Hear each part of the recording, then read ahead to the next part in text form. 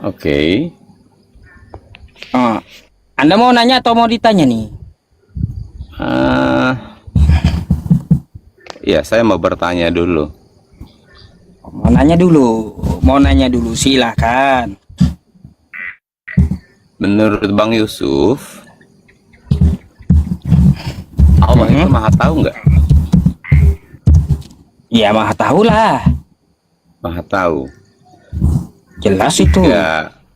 Ketika Muhammad pertama kali menerima wahyu, wahyu pertama yang diterima Muhammad itu apa, Bang?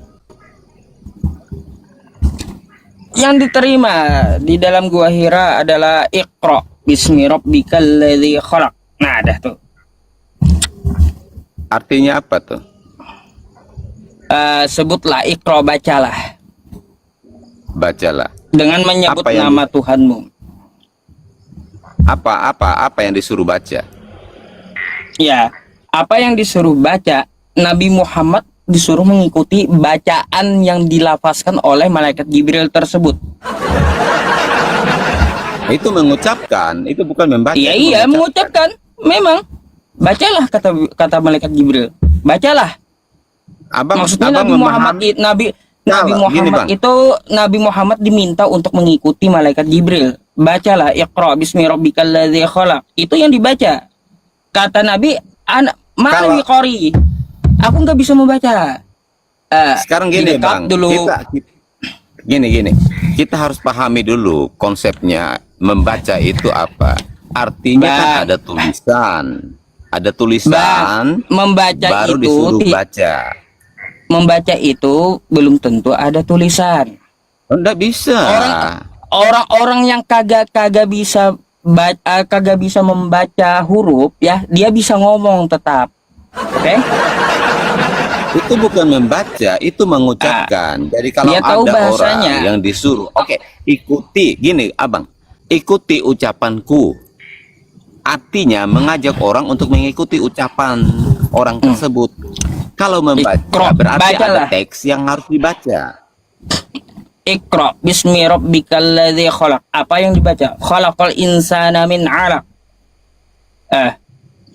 Dengan nama Tuhanmu yang menciptakan manusia. Ya itu kan itu mengucapkan, seharusnya kan mengikuti ya ucapan itu yang diikuti, yang harus dibaca Nabi Muhammad kalimat. Kayak gitu. Oke, baik. Gak apa-apa, saya ikut permainanmu. Bukan Nah, artinya apa? Bukan berarti tulisan yang disodorkan kepada Nabi Muhammad, bukan. Tapi lafaz yang dilafazkan oleh malaikat Jibril untuk diikuti gitu. Nabi Muhammad pun juga nggak paham. Baik. Terus apa jawabannya Muhammad? Ma'ana bi qori. Aku tidak bisa membaca. Oke. Nah, ketika itu berapa kali itu disuruh untuk membaca? 3 kali. 3 kali. Baru ngerti. Nah, Allah tahu nggak bahwa Muhammad itu nggak bisa membaca? Ya tahu. Lalu kenapa masih dipaksa 3 kali? Karena ada tertulis di kitab Anda. Apa hubungannya dengan kitab saya? Ada nubuatannya. Makanya nih, ya, kenapa Nabi Muhammad dibuat seperti itu ya? Karena tertulis di kitab Anda. Nubuatan Alkitabku merujuk kepada Muhammad.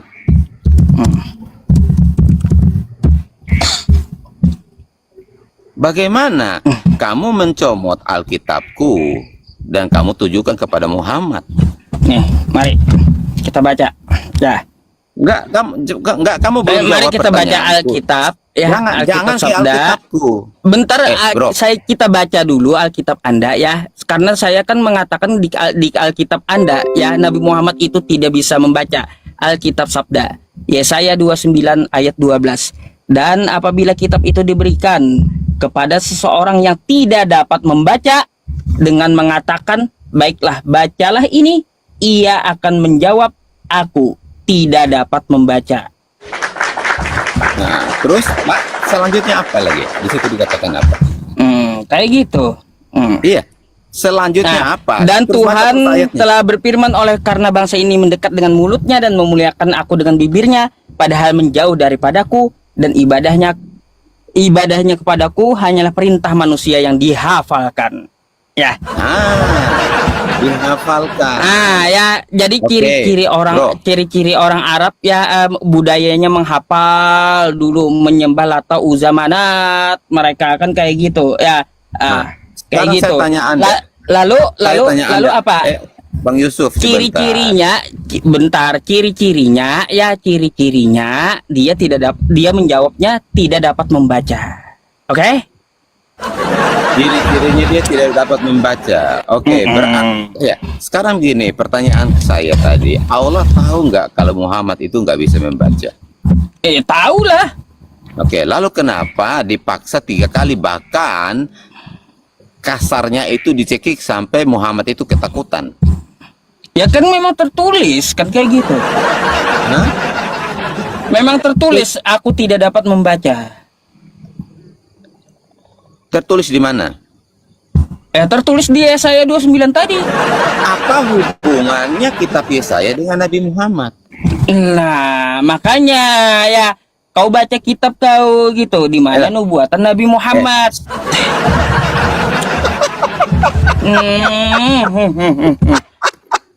Sejak kapan kitabnya Bani Israel itu, Bani Yahudi itu, orang Yahudi, orang Israel itu merujuk kepada Nabi dari padang gurun? Tanyalah sama Yahudi. Nggak mungkin. Kenapa nanya sama saya? Pertanyaan saya, kenapa Muhammad itu dari Arab, lalu dia diklaim sebagai nabi? Kenapa Apa Nabi Muhammad hubungannya dengan nubuatan Yesaya? Iya, tanya orang Yahudi apa hubungannya?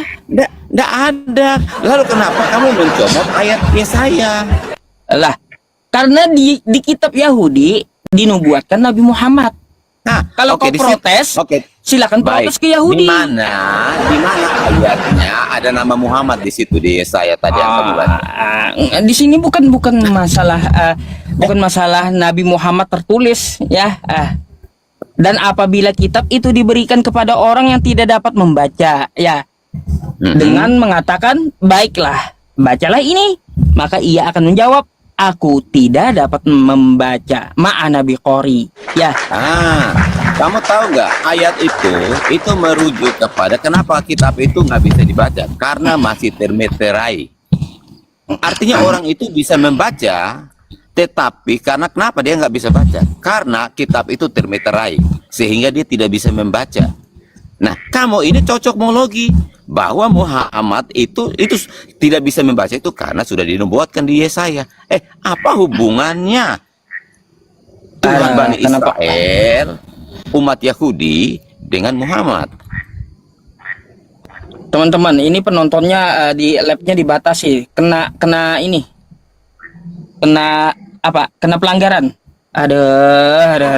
Apa pelanggaran? Jangan alasan lagi, jangan kau kabur. Bentar. Kok enak sekali kamu ini mencomot ayat Alkitab, lalu kamu itu berkata bahwa nubuatan itu untuk Muhammad. Malu nggak kamu? Kok enak sekali kamu mengambil kitab orang lain, lalu kamu klaim pelanggaran, itu untuk Nabi teman-teman. kamu.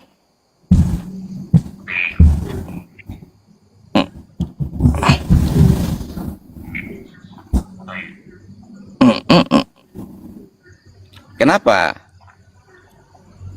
Tuh. Kena. Kau ngomong sembarangan sih, makanya kena. Lah, apa ya saya sembarangan? Makanya. Coba bahasa saya sembarangan itu yang mana?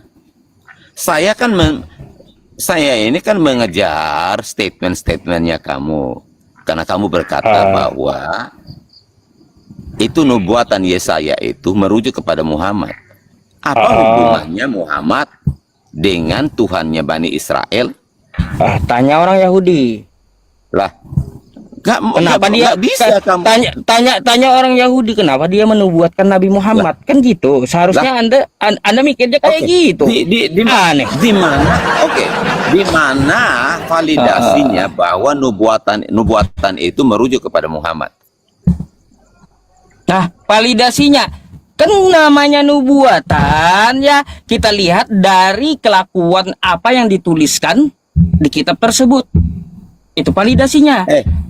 Bro, nggak mungkin Tuhan Bani Israel itu memilih seseorang yang tidak dikenal. Lah, kenapa kau sewot? Terserah Tuhan kan? Kok terserah Tuhan?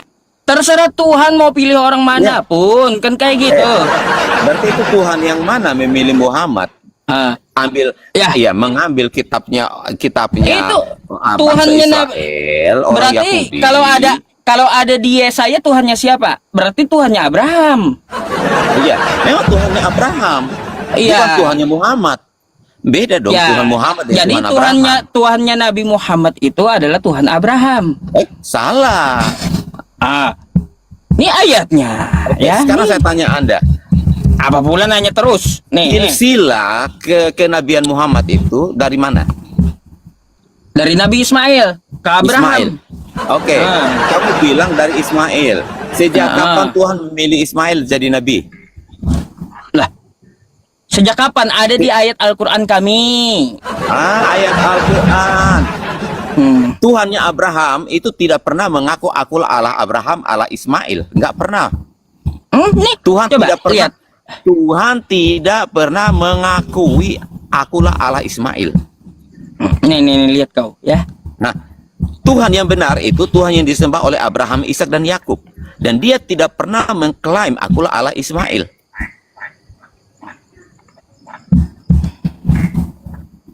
Di mana kitabnya? Nabi siapa? Rujukannya kitab Taurat, kitab para nabi. Di situ Tuhan mengaku. Oke. Nih. Ali Al-Baqarah 134. Apakah kamu hadir menjelang kesaksian Yakub menjadi saksi menjelang kematian Yakub ketika dia berkata kepada anak-anaknya, "Apa yang kamu sembah sepeninggalku?" Mereka menjawab, "Kami akan menyembah Tuhanmu dan Tuhan nenek moyangmu, Allah Abraham, Ismail, dan Ishak. Tuhan yang Maha Esa, hanya kepadanya kami berserah diri."